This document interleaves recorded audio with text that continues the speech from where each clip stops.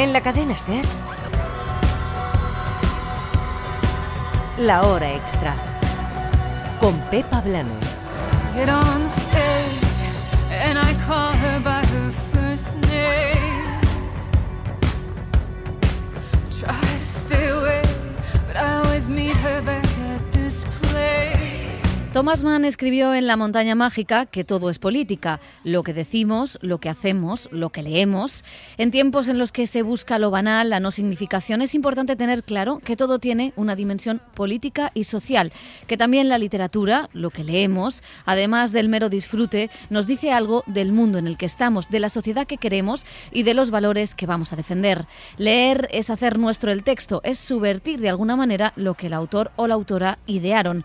En este episodio de La Hora Extra nos hemos propuesto indagar en la política que hay detrás del cozy crime. Es un nuevo género que hace un par de temporadas acapara las librerías y que detrás de ese anglicismo esconde historias detectivescas, de misterio, con cierta luminosidad, también ligereza, pero con pozo. Soy fan del cozy crime. No solo lo escribo, me encanta leerlo. Fue divertido poder dedicarme a escribir el género que había leído mientras crecía. Hay una cosa y es que nunca te cansas de él. El lector siempre está listo para el siguiente. Es Julia Seals, joven escritora británica, que ha publicado este verano Un crimen entre bastidores. Es su segunda novela, que edita Lumen y que se ha convertido en uno de los grandes fenómenos del noir contemporáneo. Seals se dio a conocer en 2023 con la publicación de Un crimen con clase, una historia que mezclaba su pasión por el true crime con la devoción por la literatura de Jane Austen y cuya estela recoge ahora, ofreciendo nuevas aventuras a su protagonista en el Londres del siglo XIX. La autora nos contaba por qué cree que funciona el noir. I think, a lot of people do love mysteries. There's this sense of Creo que en este mundo donde todo es muy incierto, hay algo reconfortante al resolver un asesinato. El cozy crime, que es algo así como un misterio acogedor, es lo que nos ofrece. Las dos palabras suenan extrañas, pero funcionan, porque se trata de dar al lector una especie de justicia al final. Es lo que quiere la gente. Yo empecé a escribir el libro durante la pandemia, cuando solo deseaba que se ordenaran las cosas y poder salir de lo que estaba pasando. Pienso en Agatha Christie, cuyas novelas fueron muy populares en tiempos de guerra, en tiempos difíciles. En definitiva, lo que queremos es una historia en la que atrapen al asesino y las personas encuentren su camino de una manera satisfactoria. Volvería a cometer aquel acto suicida que implica querer, aunque me pudiera desmadrar. Hacer género con perspectiva feminista, cambiando los roles pasivos que tradicionalmente se han destinado a los personajes femeninos, es una de las pretensiones de esta autora británica, pero también de una veterana escritora española que se ha pasado al cozy crime con Cita con la muerte, el cierre de la trilogía de Muerte en Santa Rita, que la escritora eldense Elia Barceló ha firmado con éxito. Cumple con todas esas normas del cozy crime, cierto humor, un relato más ligero que esa dureza que tiene el crimen nórdico y un detective aficionado, pero además la novela de la escritora tiene una crítica a la violencia machista. Entonces, en esta serie se ven 4 crímenes que tienen relación con lo que se le ha hecho a las mujeres y por eso en esta serie las víctimas no son ellas, sino ellos. Los que mueren son los señores. ¿Y tenías claro desde el principio que iban a ser 4 entregas, que iban a ser las estaciones? Al principio no, yo pensaba que iba a ser una novela, pero conforme empecé a imaginar esa novela y sobre todo cuando empecé a escribirla, Muerte en Santa Rita, pensé, esto se me va a quedar corto, yo tengo muchas cosas que decir, va a ser una novela gordísima. Y luego pensé, bueno, pues en lugar de una novela gordísima, pues podría hacer 2.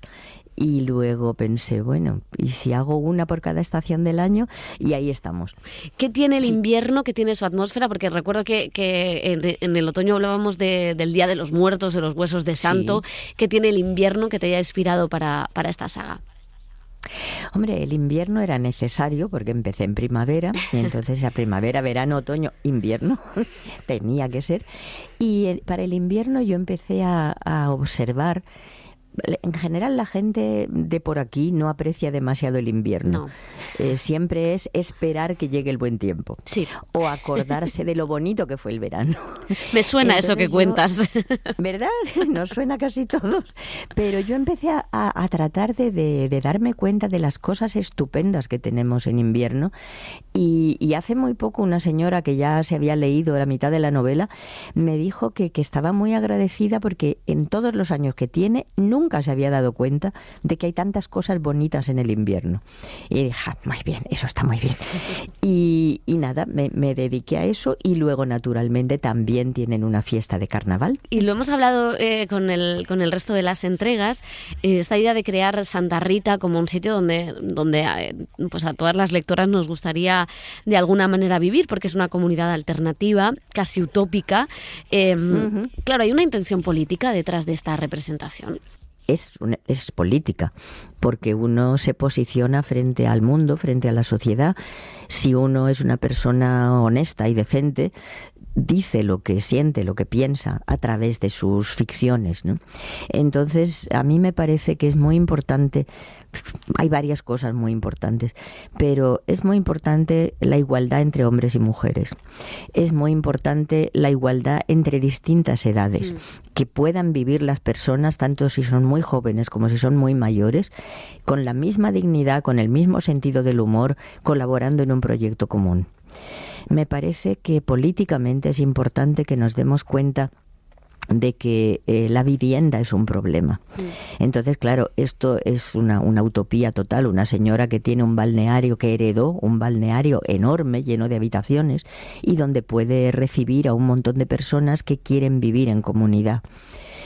Todo este tipo de cosas a mí me parecían muy importantes y me parecía muy importante también aportar un poquito de esperanza a la vida como nos va ahora. Da la sensación de que hoy en día, cuanto peor es la noticia, más éxito tiene y más clics recibe. Y me parece que nos hace falta un poco de alegría, de esperanza, de idea de futuro. Eso de que no hay futuro y vamos directos a la hecatombe si queremos, si no hacemos nada para evitarlo. Si seguimos eligiendo gente como políticos, por ejemplo, que lo único que hace es pensar en su propio beneficio. Si hacemos eso, desde luego vamos al precipicio. Pero hay otras formas de hacerlo.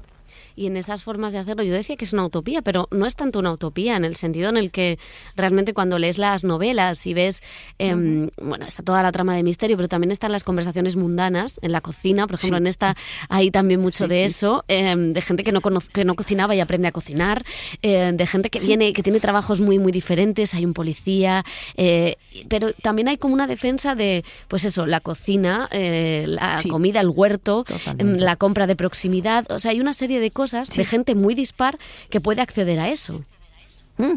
Además son cosas absolutamente normales, o sea, yo no estoy planteando cosas para las que haya que haber estudiado muchísimo o que necesitas tener una preparación salvaje. Son gente absolutamente normal, pero gente absolutamente normal que está por la labor de ser solidaria. Que eso es una palabra que se llevaba mucho cuando yo tenía 15, 16 años y da la sensación de que ha desaparecido del diccionario. Nadie habla de solidaridad, de echarle una mano a los demás, de dejar que te echen una mano a ti. Y a mí eso me parece muy importante. Y pienso que, por ejemplo, cocinando en común, cuidando de un jardín en común, se crean esos lazos. Porque estamos llevando a un punto en que casi todo el mundo piensa solo en sí mismo, en su propia burbujita. Los algoritmos te dan lo que quieres saber, lo que quieres oír, todo te reafirma en lo que tú piensas que es. Y al final no debates con nadie, no hablas con nadie y te crees que tú eres primo de Dios. Y no. Dios tendrá sus primos, pero tantos no. Y ahí hay otra cosa, ahora que mencionas lo del algoritmo, que el algoritmo afecta también a las ficciones, a la literatura, al cine, a las series. Sin embargo, tú escapas del algoritmo, y además lo haces una cosa muy bonita, que yo que somos de la misma ciudad, de Elda, y haces que esa cultura, que no es una cultura hegemónica, o sea, si hablas de España, pues nadie sabe lo que son los gazpachos. sin embargo, es que lástima, ellos se lo pierden. Y tú hablas de cosas muy locales, pero que en esta saga pues se convierten en universales. Eso es lo que yo intento, porque yo tengo la sensación de que todas estas sagas y novelas y series nórdicas son tristes, oscuras, deprimentes. Todo el mundo está siempre de mal humor. La gente es alcohólica, es drogadicta. Las familias se pierden, están rotas. Y chica, yo pienso que también se pueden hacer novelas en las que se muestre que existe la posibilidad de vivir bien, de vivir feliz, de colaborar y hacer cosas bonitas y reírte y hacer fiestas y trabajando naturalmente. O sea, yo no hablo de que sean todos millonarios y todo sea muy glamuroso, no, es gente normal. Antes hablabas de que esta saga viene también de contar la violencia o la discriminación que han sufrido las mujeres a lo largo de los años. Aquí hablas de la violencia de género pura y dura. ¿Cómo ha sido adentrarte en este tema que desgraciadamente es muy actual, sí? Por desgracia, sí. Sí, pues mira, yo cuando empecé con lo de 4 historias, pensé 4 historias, 4 crímenes, 4 temas de cosas que se le han hecho tradicionalmente, lo digo entre comillas, a las mujeres, ¿no? Entonces era muy difícil elegir 4 cosas malas que se le han hecho a las mujeres, porque son mucho más de 4. Entonces elegí el chantaje emocional, la estafa vital, la manipulación, sobre todo a través de las religiones, y en esta la violencia física y psíquica. O sea, el enemigo en casa, digamos. Y este era un tema que había que tratar, porque existe, como bien dices, totalmente actual, por desgracia, y hay que usarlo. Y como siempre en todas mis novelas, lo que hago es utilizar un dilema ético importante. Y hay otra cosa muy interesante que también ha estado en todas las entregas, que es cómo el pasado afecta al presente. Aquí lo vemos en esos secretos de esta familia que ha vivido a través de varias generaciones. ¿Qué papel juega la memoria histórica en la novela? Mucho, todo, porque la memoria es básicamente el componente central de tu personalidad. O sea, uno es su pensamiento y su recuerdo. Si dejas de recordar, dejas de ser tú. O sea, todos conocemos perfectamente, por desgracia, los casos de ancianos, de padres, madres, abuelos, que poco a poco van perdiendo sus recuerdos. Cuando pierden sus recuerdos, uno se da cuenta de que esa persona ya no es quien era.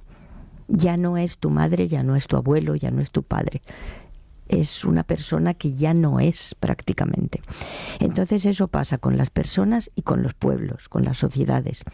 Somos lo que somos porque fuimos lo que fuimos.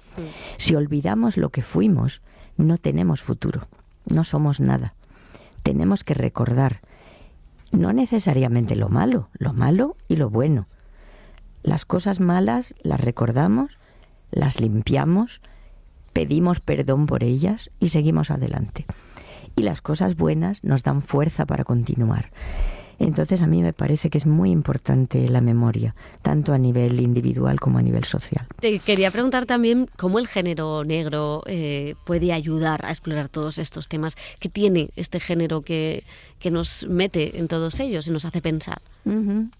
Pues muchas cosas, porque en el género negro tenemos varios de los elementos que resultan atractivos a prácticamente a cualquier lector o espectador. Tenemos por un lado el voyeurismo. Todos somos muy voyeurs. A todos nos gusta mucho enterarnos de cosas que no deberíamos saber. O sea, el cotilleo es algo básico en los seres humanos. Entonces, eso lo tienen las novelas negras porque tú asistes a un montón de escenas donde tú sobras. Tú no deberías estar mientras matan a alguien, mientras torturan a alguien, mientras 2 o 3 o más personas tienen una relación sexual. Tú ahí sobras. Y sin embargo, eso nos gusta. Luego tiene también el componente de enigma, de sudoku, de crucigrama, de saber si tú vas a ser capaz de acertar quién lo hizo y por qué. Es un juego.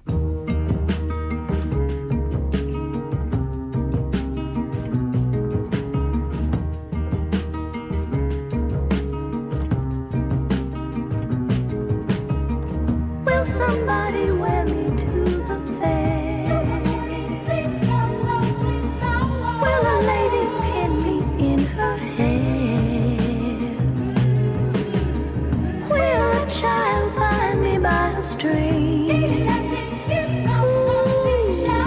La escritora y traductora francesa Anne Plantagenet utiliza la no ficción para, como Elia Barceló, contar las vidas de mujeres que han sido silenciadas por culpa de la violencia del sistema. En Desaparición inquietante de una mujer de 56 años, recorre la vida de Leticia Storti, una obrera de una fábrica al sur de Francia que desapareció, pero que antes había sido la protagonista de una película que compitió nada menos que en el Festival de Cannes, En guerra, de Stéphane Brisset.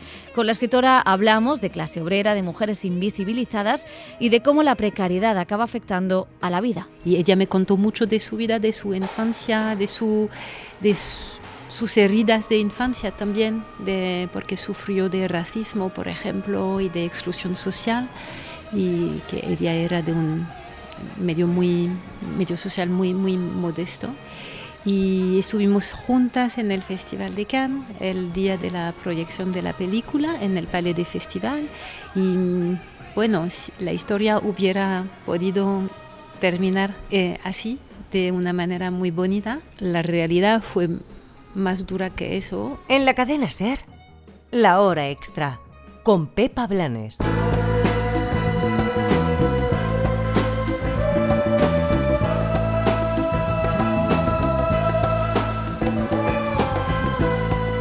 Nos vamos a Mérida porque esta semana disfrutamos de la última obra del Festival de Teatro Clásico. Los Hermanos de Terencio es una comedia sobre qué tipo de educación es mejor, si aquella más dura y estricta o la más liberal y abierta. Dos modelos que nos acompañan hoy todavía y que disecciona este montaje que protagoniza Pepón Nieto. Y yo creo que el punto de vista canalla y gamberro de Chiqui y Caravante le viene muy bien a esta función.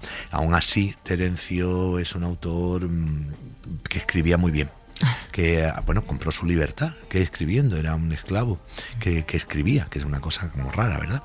Y compró su libertad y se convirtió en un ciudadano muy reconocido, escribiendo obras, y la mayoría de ellas eran comedias. Era muy moralista, siempre había siempre hay un punto de vista moral de lo que debe hacer o no debe hacer la mujer y tal, pero bueno, como siempre hay que versionarlas y que cambiarlas y que darles un poco la vuelta, y que utilizar esa trama para contar lo que realmente nos pasa, porque el teatro es eso, ¿no? Se supone que lo que tenemos que hacer es poner un espejo enfrente y que el espectador diga, coño, ese soy yo, o eso me ha pasado a mí, y salga un poco cambiado del teatro. Hacemos parada en Valencia para visitar la exposición de Isidoro Valcárcel. Es un referente en el arte conceptual de nuestro país. El IBAM le dedica una retrospectiva que se centra en su trabajo más actual.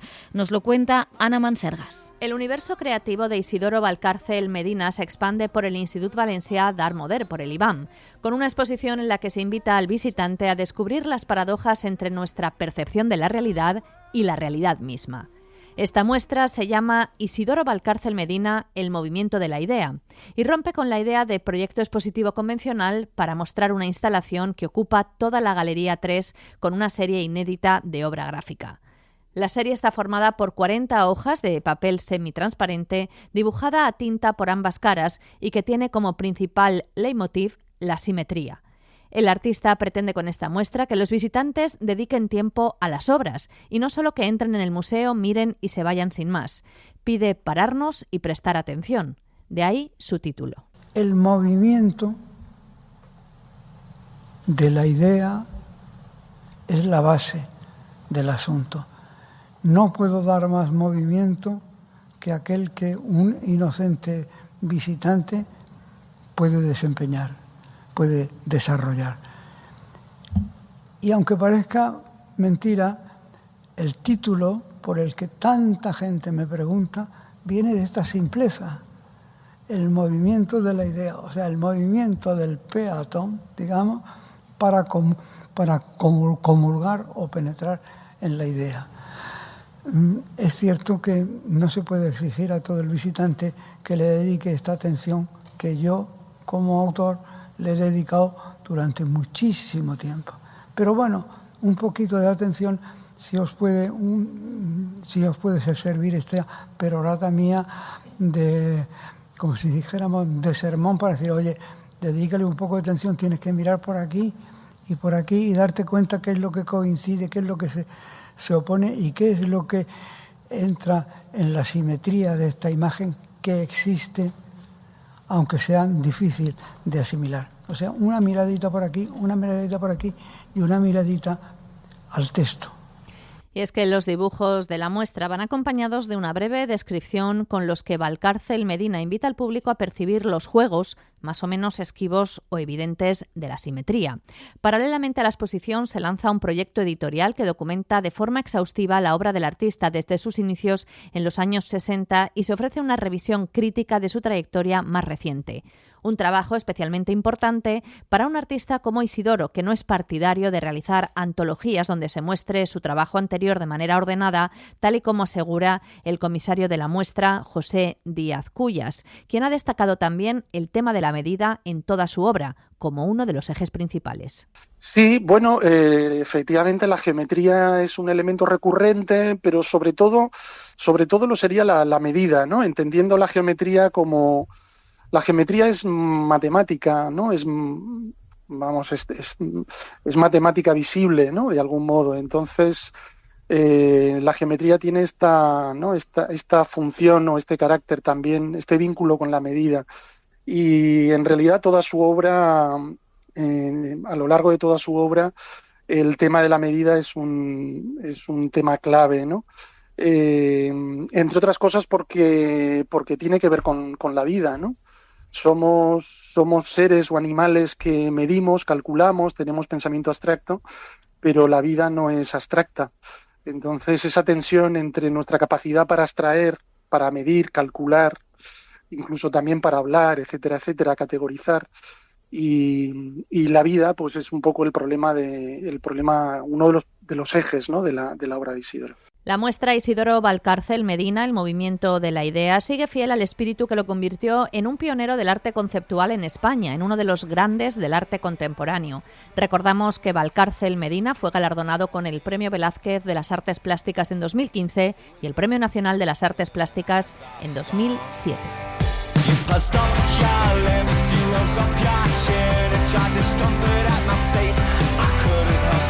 Y en Alemania, esta semana, están celebrando el 80 cumpleaños de Wim Wenders, exponente del nuevo cine alemán. Tiene obras maestras como París, Texas, y Berlín se vuelca con el cineasta, como nos cuenta nuestra corresponsal Ana Barrena.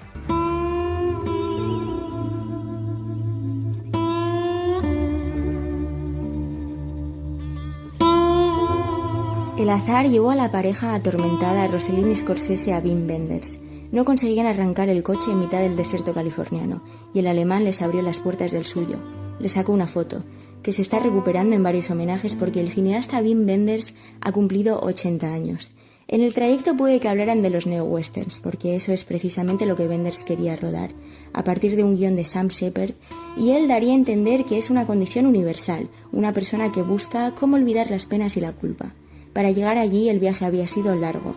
Wenders ya era uno de los exponentes del nuevo cine alemán, nuevo por las técnicas como por el punto de partida, el individuo en una sociedad que mezcla un pasado nazi, una guerra perdida y el milagro económico. Probablemente esto llevara al director a Estados Unidos, al fin y al cabo una de las potencias que ocupan Alemania Occidental. La cultura americana también era la suya. Reflexiona sobre esta contradicción en Alicia y las ciudades de 1974. Un treintañero se responsabiliza de una niña en un viaje de vuelta a Alemania. Pero ¿quién cuida a quién? La cámara Polaroid que llevan y la música de Chuck Berry parecen la única certeza. La novela Carta breve para un largo adiós sirvió de inspiración. En ella Peta Hanke se pregunta si los anuncios evocan más afectos que los árboles en una niña americana. Wenders escribió con Hanke el guión del cielo sobre Berlín, rodada en los espacios donde se situó el frente de batalla en Berlín al final de la Segunda Guerra Mundial. En unos días la película se proyectará en Potsdamer Platz, frente a la biblioteca en la que los ángeles protagonistas cuidan de los estudiantes. Quizás ninguna otra haya reflexionado tanto sobre la posibilidad de volver a habitar una ciudad bombardeada. Como capturó a Rossellini y Scorsese, preocupados por una fama anhelada que todavía no habían conseguido, huían de los paparazzi, pero Wenders sí los fotografió, aunque enfocándose en sus miradas de complicidad y afecto. Quizás este sea el cine más político. Son el marco de un paisaje que no se puede detener, el mismo que Wenders eligió para París, Texas. Y vamos a terminar con música, la que une al cantante y poeta Mini Aoui, un exiliado egipcio, y a Niño de Elche. Ambos han actuado esta semana en la Costa Brava, lo van a volver a hacer en octubre en la Bienal de Venecia, y con él ha hablado nuestro corresponsal en París, Vicenç Batalla.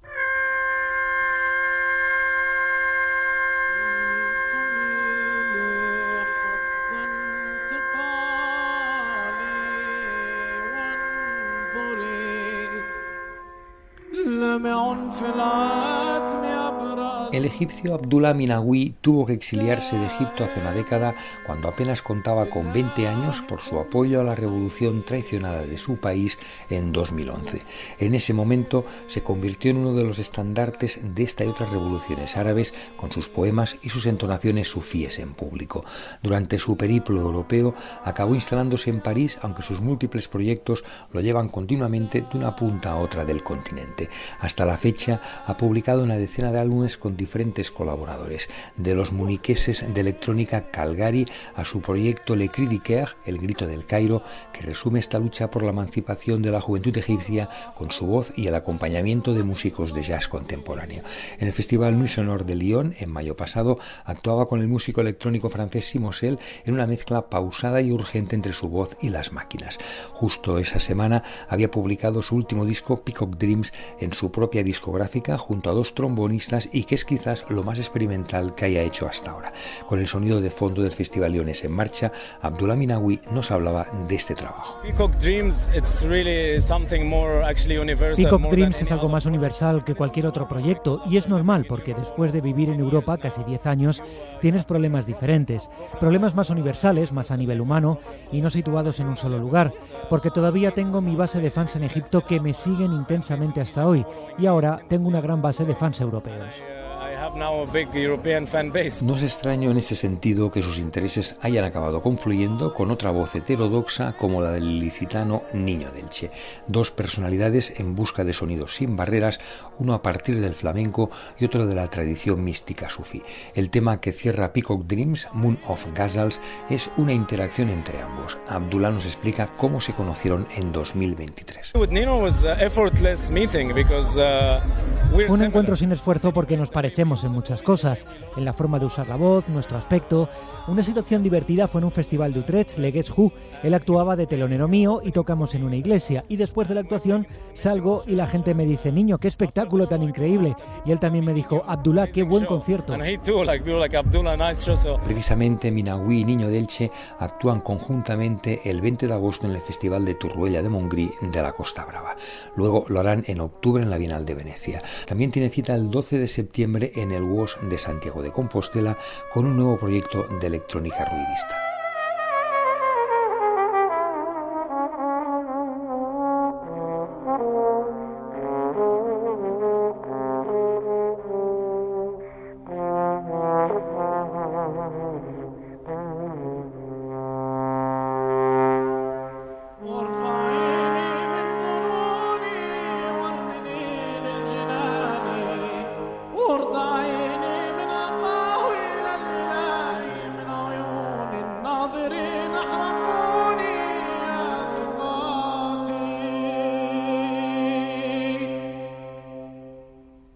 سالك نحو الظهور خنتخ من حناثير يا صغار الفرخ طير قادرات العبور قرعين بالكتف دور قرعين بالكف دوري لست من بين الجموع لذا يعرقني ضميري قرعين بالكتف دور قرعين بالكف دوري لست من بين الجموع لذا يغرقني ضميري أكره الشعر المترجم دائم لله مطرة واخبري أخبري أخبري أخبري أنني ناظر لقياه لقياه أنني.